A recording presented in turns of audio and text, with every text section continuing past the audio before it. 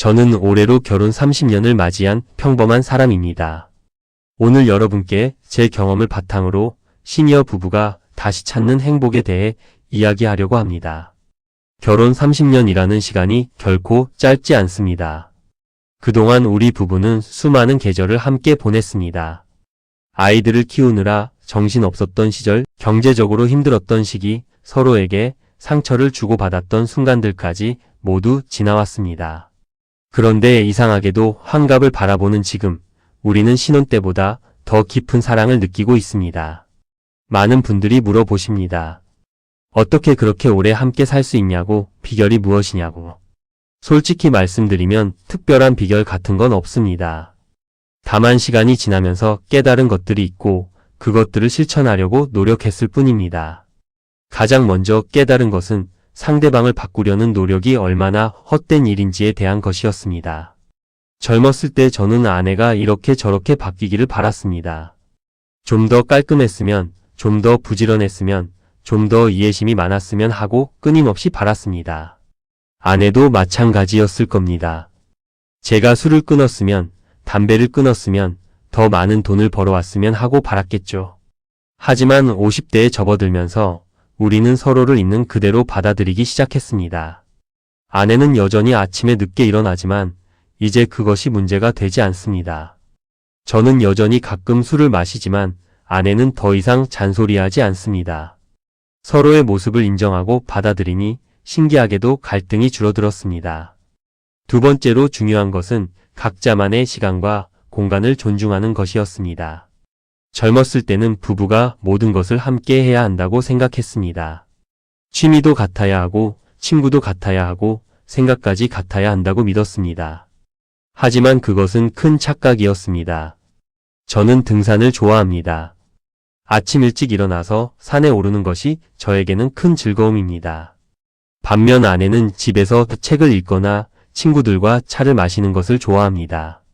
예전에는 아내가 저와 함께 산에 가지 않는 것에 대해 섭섭해했습니다. 부부라면 함께 취미를 즐겨야 한다고 생각했으니까요. 하지만 지금은 다릅니다. 저는 제 친구들과 산에 가고 아내는 아내의 친구들과 시간을 보냅니다. 그리고 저녁에 집에서 만나 각자의 하루에 대해 이야기를 나눕니다. 이것이 훨씬 더 건강한 관계라는 것을 이제는 압니다. 각자의 세계가 있기에 서로에게 들려줄 이야기가 생기고 그 이야기를 통해 우리는 서로를 더 깊이 이해하게 됩니다. 세 번째는 감사하는 마음입니다. 이것이 가장 중요하면서도 가장 어려운 부분입니다. 오랜 시간 함께 살다 보면 모든 것이 당연해집니다. 아내가 매일 아침 식사를 준비하는 것, 제가 쓰레기를 버리는 것, 서로가 건강하게 살아있다는 것까지도 당연하게 느껴집니다. 작년에 저는 큰 수술을 받았습니다. 그리 위험한 수술은 아니었지만 입원해 있는 동안 많은 생각을 했습니다. 만약 제가 먼저 세상을 떠나면 아내는 어떻게 살까? 만약 아내가 먼저 가면 저는 어떻게 견딜까? 그런 생각을 하니 눈물이 났습니다. 퇴원한 뒤 저는 의식적으로 감사의 말을 하기 시작했습니다. 아침에 일어나면 아내에게 고맙다고 말합니다. 밥을 먹고 나서도 잠자리에 들기 전에도 고맙다고 말합니다. 처음에 아내는 어색해했습니다. 30년 동안 그런 말을 거의 하지 않았으니까요. 하지만 지금은 아내도 저에게 자주 고맙다고 말합니다. 네 번째는 대화의 방식을 바꾼 것입니다. 젊었을 때 우리는 자주 다퉜습니다. 사소한 일로도 목소리를 높였고 며칠씩 말을 하지 않기도 했습니다. 그때는 누가 옳고 그른지를 따지는 것이 중요했습니다.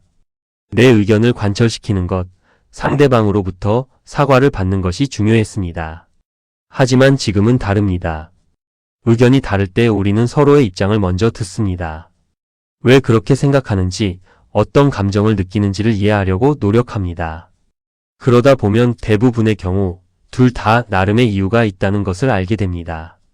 그리고 중요한 것은 누가 이기느냐가 아니라 우리 둘 다 편안한 해결책을 찾는 것임을 깨달았습니다. 예를 들어 얼마 전 여름 휴가 계획을 세우면서 의견이 달랐습니다. 저는 시원한 계곡으로 가고 싶었고 아내는 바다로 가고 싶어 했습니다. 예전 같았으면 서로 자기 주장만 했을 겁니다. 하지만 이번에는 달랐습니다. 저는 왜 계곡이 좋은지 설명했고 아내도 바다를 선호하는 이유를 이야기했습니다. 그리고 우리는 타협안을 찾았습니다. 계곡 근처의 펜션에서 며칠 보내고 나머지 시간은 바다로 이동하기로 한 것입니다. 결과적으로 둘 다 만족스러운 휴가를 보냈습니다. 다섯 번째는 스킨십의 중요성입니다. 나이가 들면서 육체적 관계는 자연스럽게 줄어듭니다. 하지만 그렇다고 해서 스킨십이 필요 없는 것은 아닙니다. 오히려 더 필요합니다. 손을 잡고 어깨를 두드려주고 포옹을 하는 것. 이런 작은 접촉들이 우리 사이의 친밀감을 유지시켜줍니다. 처음에는 어색했습니다. 오랜 시간 그런 스킨십 없이 살아왔으니까요. 하지만 의식적으로 노력했습니다. 텔레비전을 보면서 손을 잡고 외출할 때 팔짱을 끼고 잠들기 전에 껴안아주는 것. 이런 작은 행동들이 쌓여서 우리 사이를 더욱 단단하게 만들어 주었습니다. 여섯 번째는 과거를 내려놓는 것입니다. 30년을 함께 살면서 서로에게 상처를 주고받은 일이 한두 번이 아닙니다. 심각한 배신은 없었지만 작은 상처들이 쌓여 있었습니다. 제가 아내의 생일을 잊었던 일, 아내가 제 친구들 앞에서 저를 무시했던 일, 경제적으로 힘들 때 서로를 탓했던 일들. 이런 기억들을 끌어안고 살면 행복할 수 없습니다. 우리는 어느 날 둘이 앉아서 과거의 상처들에 대해 이야기했습니다. 그리고 서로에게 진심으로 사과했습니다. 용서를 구하고 용서를 했습니다. 그날 이후로 우리는 과거의 일을 들춰내지 않기로 약속했습니다. 물론 쉽지 않았습니다. 때때로 옛날 일이 생각나고 화가 나기도 했습니다. 하지만 그럴 때마다 서로에게 했던 약속을 떠올리며 참았습니다. 일곱 번째는 건강을 함께 챙기는 것입니다. 나이가 들면서 건강이 가장 중요한 문제가 됩니다. 우리 부부는 서로의 건강을 챙겨주기로 했습니다. 제가 병원 검진을 미루면 아내가 예약을 잡아줍니다. 아내가 약 먹는 것을 잊으면 제가 챙겨줍니다. 함께 걷기 운동을 하고 건강한 식단을 유지하려고 노력합니다.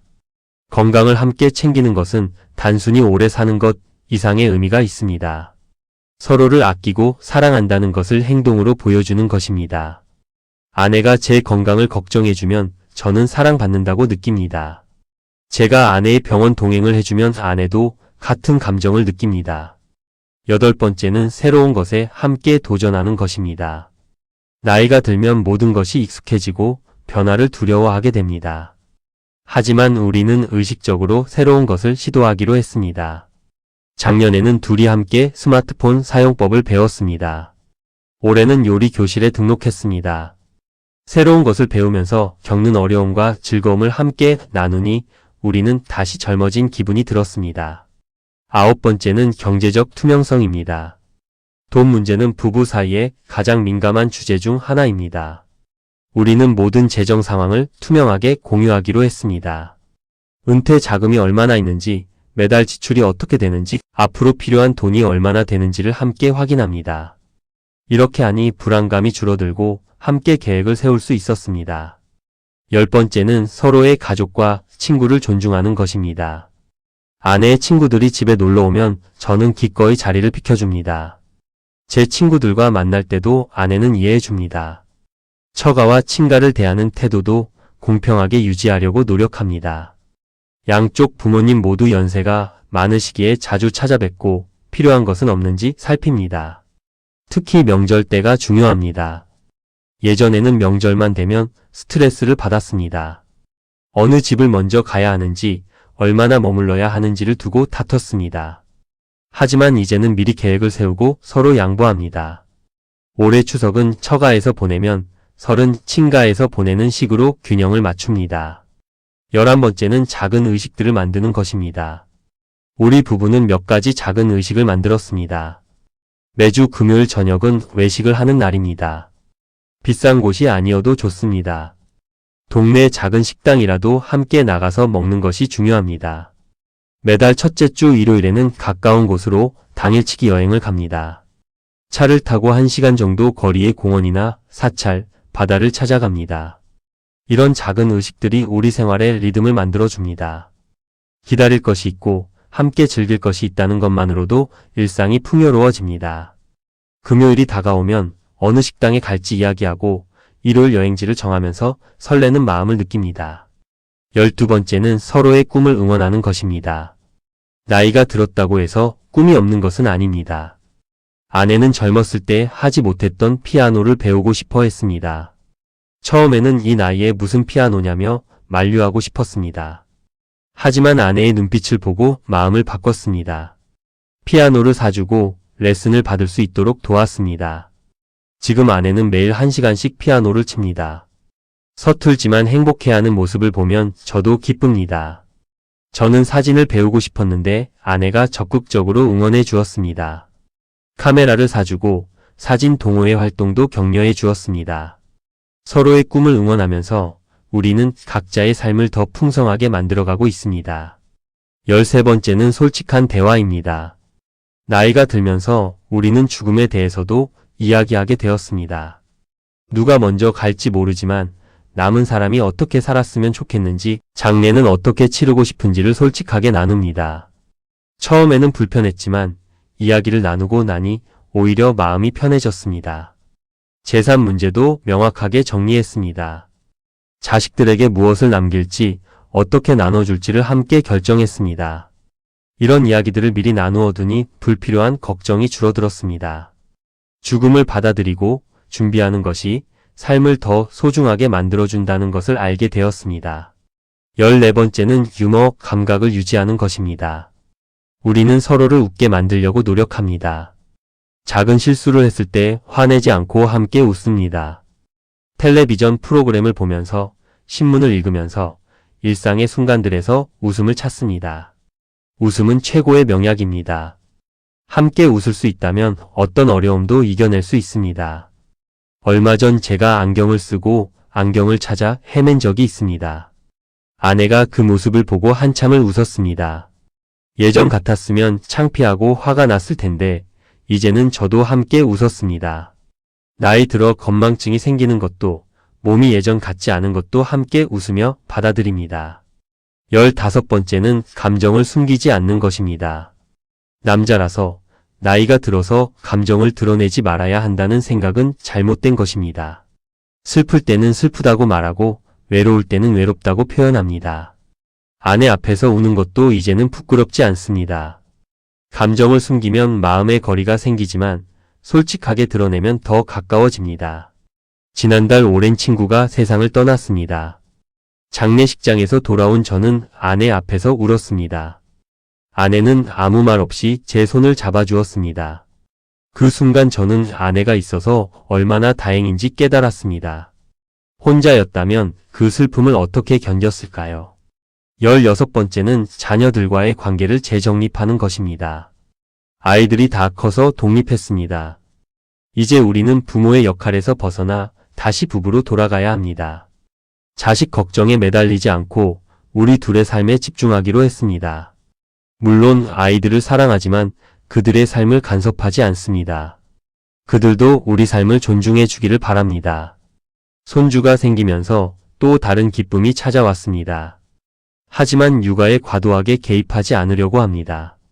도움을 요청받으면 기꺼이 돕지만 우리 삶의 중심은 여전히 우리 둘입니다. 자식들에게 의지하지 않고 독립적으로 살아가는 모습을 보여주는 것이 오히려 그들에게 도움이 된다고 생각합니다. 17번째는 함께 성장하는 것입니다. 나이가 들었다고 성장이 멈추는 것은 아닙니다. 우리는 함께 책을 읽고 다큐멘터리를 보고 새로운 것을 배웁니다.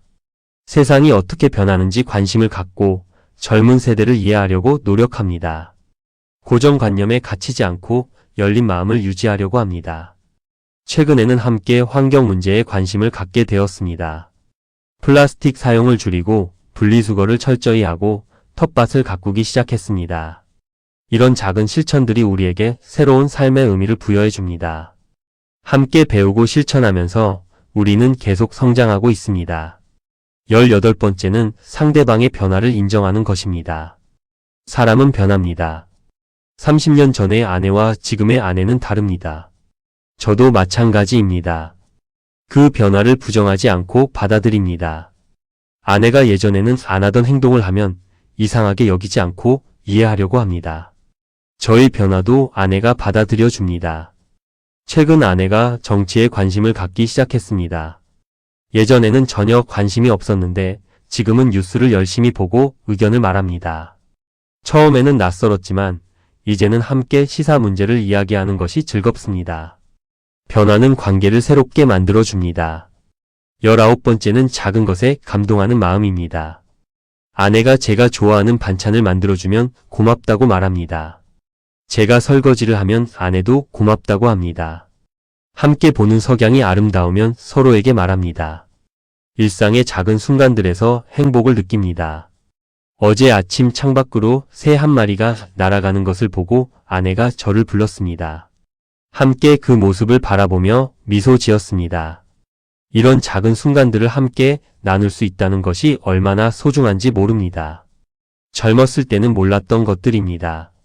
20번째는 서로에게 자유를 주는 것입니다.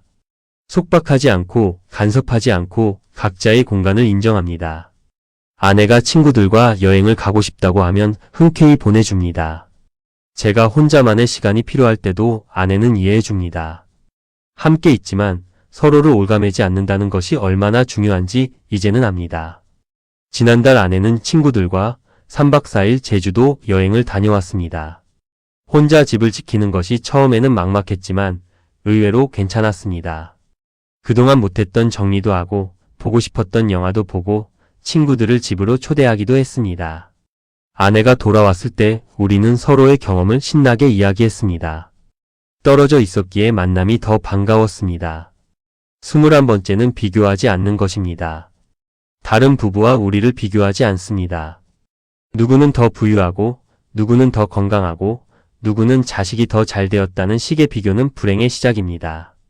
우리는 우리만의 속도로 우리만의 방식으로 살아갑니다. 남들이 뭐라고 하든 상관없습니다. 이웃집 부부는 해외여행을 자주 다닙니다. 예전 같았으면 부러워하며 우리도 그래야 한다고 생각했을 것입니다. 하지만 이제는 다릅니다. 우리는 국내 여행으로도 충분히 행복합니다. 중요한 것은 어디를 가느냐가 아니라 함께 있다는 것입니다. 우리만의 행복을 찾으면 됩니다. 22번째는 용서하는 법을 배우는 것입니다. 완벽한 사람은 없습니다. 살다 보면 실수도 하고 상처도 주게 됩니다. 그때마다 용서하는 마음이 필요합니다. 작은 잘못에 집착하지 않고 큰 마음으로 넘어가는 법을 배웠습니다. 용서는 상대방을 위한 것이기도 하지만 무엇보다 나 자신을 위한 것입니다. 며칠 전 제가 약속을 잊어버려서 아내를 1시간이나 기다리게 했습니다. 아내는 화가 났지만 금방 풀어주었습니다. 예전 같았으면 며칠은 삐쳤을 일입니다. 하지만 이제는 서로가 실수할 수 있다는 것을 압니다. 중요한 것은 실수를 반복하지 않으려는 노력입니다. 23번째는 몸의 변화를 함께 받아들이는 것입니다. 나이가 들면서 외모도 변하고 체력도 떨어집니다. 아내의 주름이 늘고 백발이 생기는 것을 자연스럽게 받아들입니다. 제 배가 나오고 머리가 벗겨지는 것도 아내는 웃으며 받아들여 줍니다. 젊었을 때의 모습에 집착하지 않습니다. 오히려 그 주름과 백발이 함께 살아온 시간의 증거라고 생각합니다. 아내의 손을 잡으면 예전보다 거칠어진 것을 느낍니다. 하지만 그 손이 30년 동안 우리 가족을 위해 얼마나 많은 일을 해왔는지 압니다. 그래서 더 소중하고 아름답게 느껴집니다. 24번째는 함께 봉사하는 것입니다. 우리는 일주일에 한 번 지역 복지관에서 봉사활동을 합니다.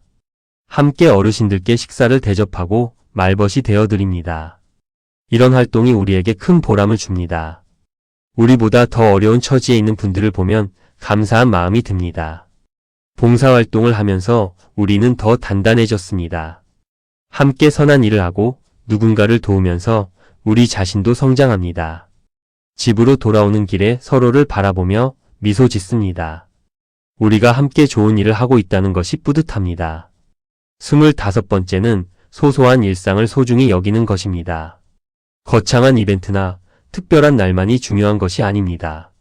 매일 아침 함께 마시는 커피, 저녁 산책, 잠들기 전 나누는 대화.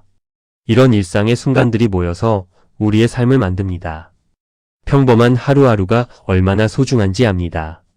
오늘 아침에도 우리는 함께 커피를 마셨습니다. 특별한 대화를 나눈 것도 아니고 그저 조용히 앉아 있었을 뿐입니다. 하지만 그 시간이 행복했습니다. 옆에 아내가 있다는 것, 함께 아침을 맞이한다는 것. 그것만으로도 충분합니다. 26번째는 과거의 좋은 추억을 자주 꺼내는 것입니다.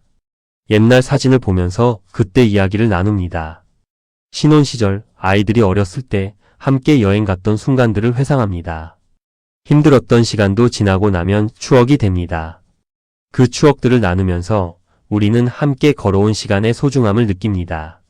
얼마 전 오래된 앨범을 정리하다가 20년 전 사진을 발견했습니다.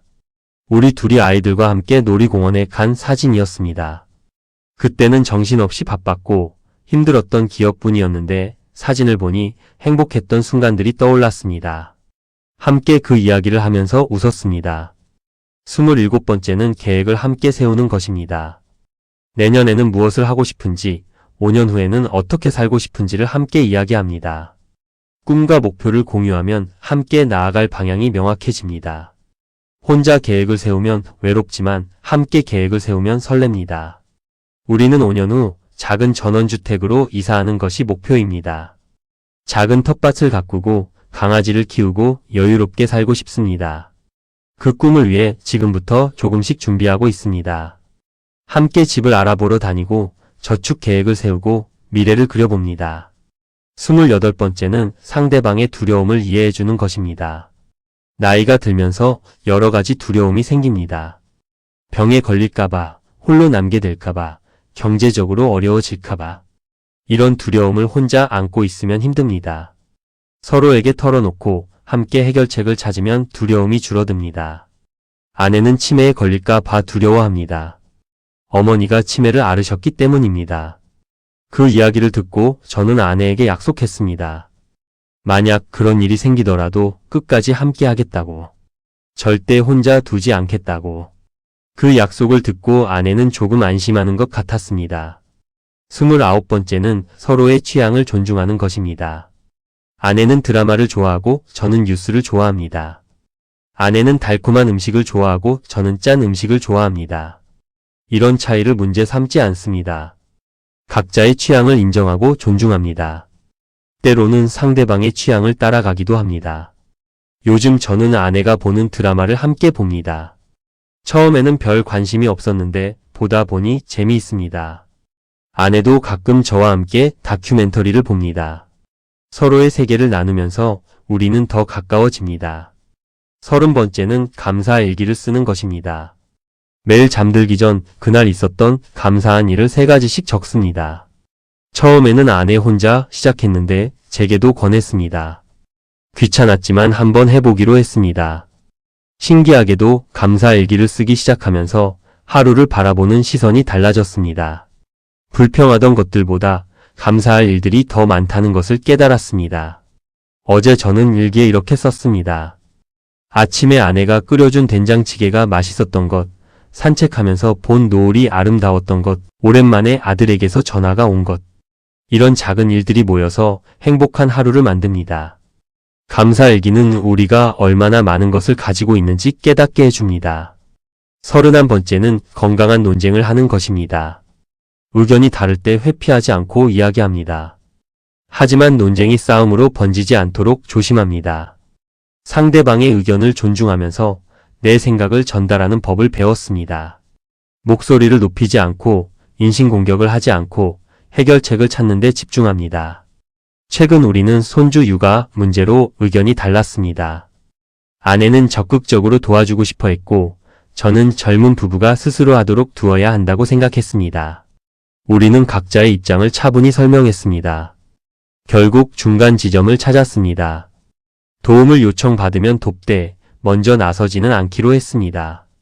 32번째는 침묵의 가치를 아는 것입니다. 항상 말을 해야 하는 것은 아닙니다. 때로는 침묵 속에서 더 깊은 교감이 이루어집니다.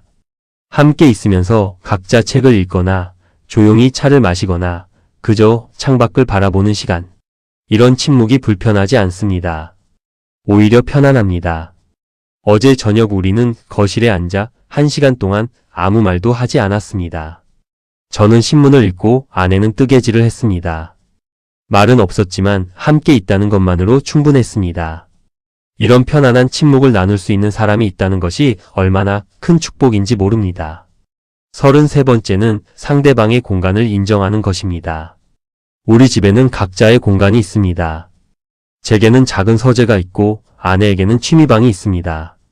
그 공간에서 각자만의 시간을 보냅니다.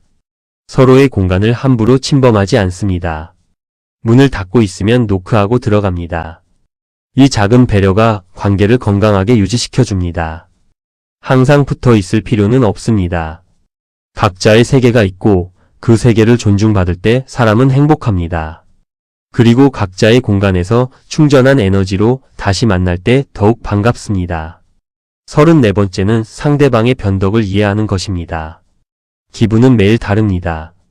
어떤 날은 기분이 좋고 어떤 날은 이유 없이 우울합니다.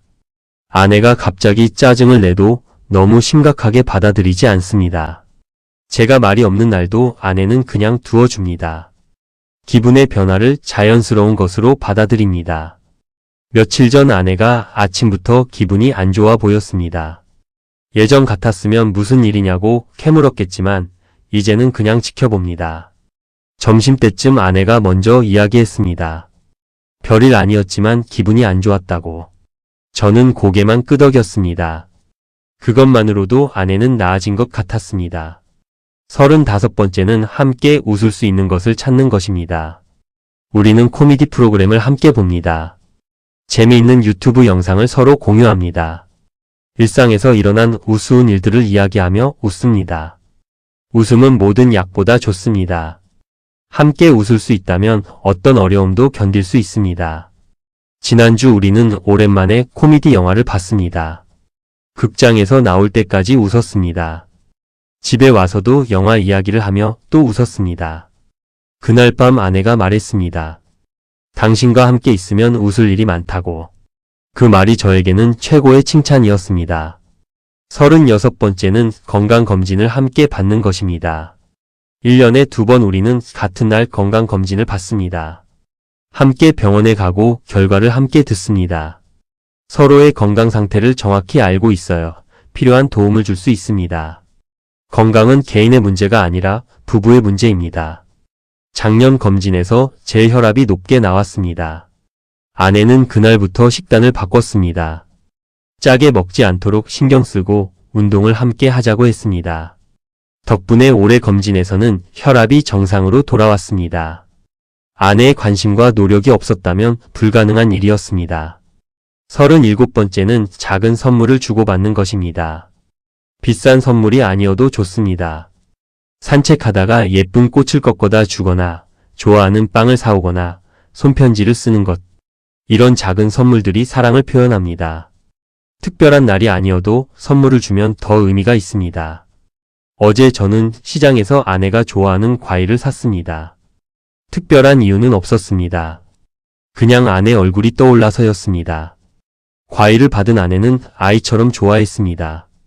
몇천 원짜리 과일이 아내를 그렇게 행복하게 만들 수 있다는 것이 신기했습니다. 38번째는 함께 기도하거나 명상하는 것입니다. 우리는 종교가 다릅니다. 저는 불교를 믿고 아내는 기독교를 믿습니다. 하지만 그것이 문제가 되지 않습니다. 각자의 신앙을 존중하고 때로는 함께 조용히 앉아 마음을 가다듬는 시간을 갖습니다. 영적인 교감도 부부 관계를 깊게 만듭니다. 매주 일요일 아침 우리는 각자의 방식으로 기도합니다. 아내는 교회에 가고 저는 집에서 참선을 합니다. 점심때 만나서 각자의 경험을 나눕니다. 서로 다른 길을 걷지만 같은 방향을 향해 간다는 것을 압니다. 평화와 사랑, 감사를 추구한다는 점에서 우리는 같습니다. 39번째는 실수를 인정하는 용기입니다. 잘못했을 때 변명하지 않습니다. 솔직하게 미안하다고 말합니다. 나이가 들었다고 해서 실수를 안 하는 것이 아닙니다. 오히려 더 자주 실수합니다. 중요한 것은 실수를 인정하고 사과하는 것입니다. 지난주 저는 아내와의 약속을 깜빡했습니다. 함께 친구 부부를 만나기로 했는데 완전히 잊고 있었습니다. 아내는 실망했습니다. 저는 변명하지 않고 진심으로 사과했습니다. 그리고 다시는 그런 일이 없도록 휴대폰에 알람을 설정했습니다. 아내는 제 진심을 알고 용서해 주었습니다. 40번째는 끝까지 함께 하겠다는 약속입니다. 어떤 상황이 와도 서로를 떠나지 않겠다는 다짐입니다. 병이 들어도, 경제적으로 어려워져도, 어떤 시련이 와도 함께 견디겠다는 약속입니다. 이 약속이 우리를 지탱해주는 가장 큰 힘입니다. 결혼 기념일마다 우리는 이 약속을 다시 확인합니다. 서로를 마주보고 손을 잡고 말합니다. 당신과 함께 이 삶을 끝까지 걷겠다고. 처음에는 형식적으로 느껴졌지만 이제는 진심입니다. 30년을 함께 살면서 이 약속의 무게를 알게 되었습니다. 41번째는 상대방의 가족사를 기억하는 것입니다. 아내 어머니의 길을 잊지 않습니다. 아내 친정 조카들의 생일도 챙깁니다. 아내도 제 형제들의 안부를 묻고 제 돌아가신 아버지를 기억해 줍니다. 서로의 뿌리를 존중하고 기억하는 것이 사랑의 표현입니다. 며칠 전 아내 어머니 기일이었습니다. 저는 일찍 일어나 성묘 준비를 했습니다. 아내는 제가 먼저 챙기는 모습에 고마워했습니다. 함께 산소에 다녀오면서 장모님 생전 이야기를 나눴습니다. 아내에게는 그 시간이 큰 위로가 되었을 것입니다. 42번째는 함께 나이 드는 것을 받아들이는 것입니다. 우리는 함께 늙어갑니다. 주름이 늘고 머리가 휘어지고 걸음이 느려집니다. 이 모든 변화를 자연스럽게 받아들입니다. 젊음을 붙잡으려 하지 않습니다.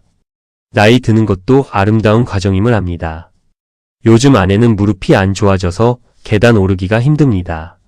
저도 허리가 아파서 무거운 것을 들지 못합니다. 우리는 서로를 도와줍니다. 제가 아내의 손을 잡고 계단을 오르고 아내가 제 허리에 파스를 붙여줍니다. 불편하지만 함께라서 견딜만 합니다. 43번째는 젊은 세대를 이해하려는 노력입니다. 손주들과 대화하면서 요즘 세상이 어떻게 돌아가는지 배웁니다. 고정관념에 갇히지 않으려고 합니다. 옛날이 좋았다고만 말하지 않습니다. 변화하는 세상을 받아들이고 새로운 것을 배우려고 합니다. 손주가 스마트폰으로 영상을 보여주면 관심을 갖고 봅니다. 이해가 안 되는 것은 물어봅니다. 손주는 할아버지 할머니가 자기 세계에 관심을 가져주는 것을 좋아합니다. 이런 노력이 세대 간 거리를 좁혀줍니다. 아내와 저는 꼰대가 되지 않으려고 노력합니다. 44번째는 함께 준비하는 마지막입니다. 우리는 죽음에 대해 솔직하게 이야기합니다. 유언장을 작성했고 장례 방식도 정해두었습니다. 누가 먼저 갈지 모르지만 남은 사람이 힘들지 않도록 미리 준비합니다. 이런 대화가 처음에는 어색했지만 이제는 필요하다고 생각합니다. 우리는 함께 수목장을 예약했습니다. 같은 나무 아래 묻히기로 했습니다. 죽어서도 함께 있고 싶다는 마음입니다. 이런 준비를 하면서 오히려 현재를 더 소중하게 살게 됩니다. 시간이 유한하다는 것을 알기에 지금 이 순간이 더 빛납니다. 45번째는 서로에게 배우는 자세입니다.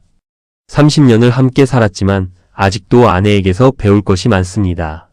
아내의 인내심, 세심함, 따뜻함을 배웁니다. 아내도 저에게서 배운다고 합니다. 서로가 서로의 스승입니다. 나이가 들어도 배움은 계속됩니다. 최근 아내에게서 용서하는 법을 배웠습니다. 아내는 사람들의 잘못을 쉽게 용서합니다. 저는 그러지 못했습니다. 오래 마음에 담아두는 성격이었습니다. 하지만 아내를 보면서 조금씩 변하고 있습니다. 용서하는 것이 나 자신을 위한 것임을 배웠습니다. 46번째는 일상의 작은 의례를 지키는 것입니다. 아침에 일어나면 서로 안부를 묻습니다. 외출할 때 안녕히 다녀오라고 말하고 돌아오면 반갑게 맞이합니다. 잠들기 전에는 좋은 꿈 꾸라고 말합니다. 이런 작은 의례들이 우리 생활에 안정감을 줍니다. 어떤 날은 이런 인사가 귀찮을 때도 있습니다. 하지만 그래도 합니다. 왜냐하면 이것이 우리를 연결해주는 끈이기 때문입니다. 이런 작은 것들이 쌓여서 관계를 만듭니다. 하루하루의 작은 실천이 30년의 결혼 생활을 만들었습니다. 47번째는 함께 꿈꾸는 것입니다. 나이가 들었다고 꿈이 없는 것은 아닙니다.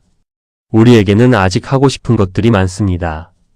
제주도에서 한 달 살기, 캠핑카 여행, 책 쓰기. 이런 꿈들을 이야기하면 가슴이 설렙니다. 함께 꿈꿀 수 있다는 것이 행복입니다. 어제 저녁 우리는 지도를 펴놓고 가고 싶은 곳을 표시했습니다. 아내는 강원도의 작은 마을에 가고 싶어 했고, 저는 남해의 섬을 가보고 싶었습니다. 내년에는 꼭 가보자고 약속했습니다. 이런 계획을 세우는 것만으로도 즐겁습니다. 48번째는 상대방의 두려움을 함께 안고 가는 것입니다. 저는 혼자 남겨질까 봐 두렵습니다. 아내도 같은 두려움을 갖고 있습니다.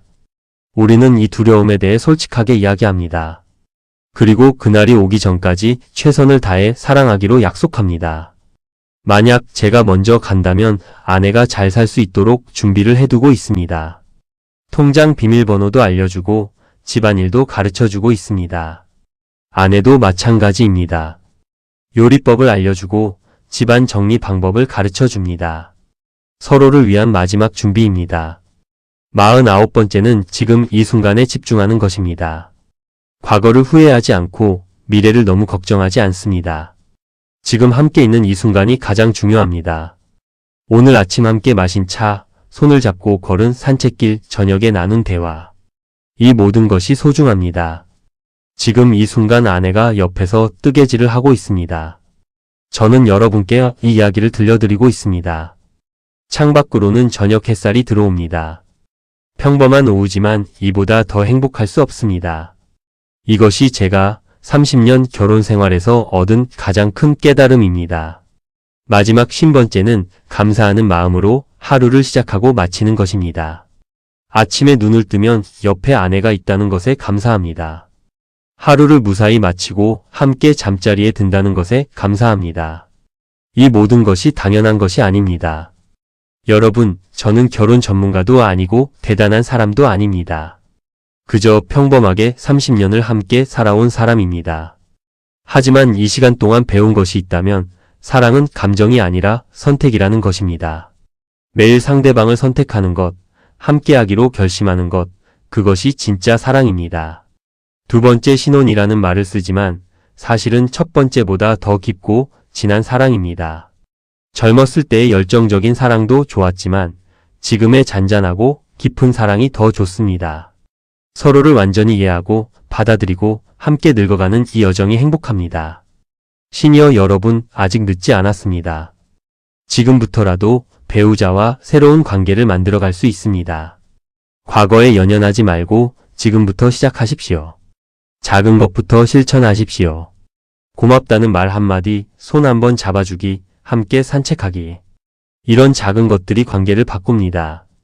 인생의 후반부를 혼자 사는 것과 함께 사는 것은 완전히 다릅니다. 함께 있으면 외롭지 않습니다.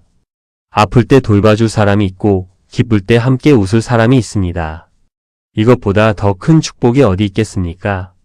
오늘 집에 돌아가시면 배우자를 한번 안아주십시오. 고맙다고 말해주십시오.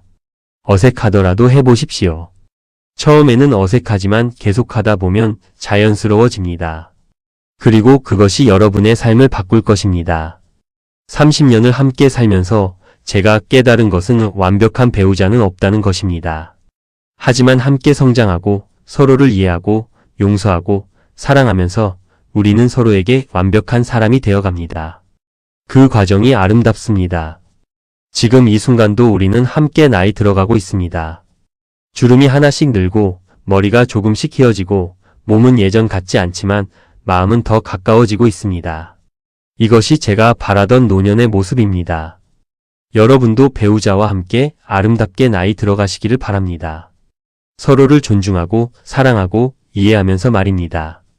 그것이 제가 30년 결혼 생활에서 얻은 가장 큰 선물이고 여러분께도 전하고 싶은 메시지입니다. 긴 이야기를 들어주셔서 감사합니다. 오늘 하루도 사랑하는 사람과 함께 행복하시기를 바랍니다. 감사합니다.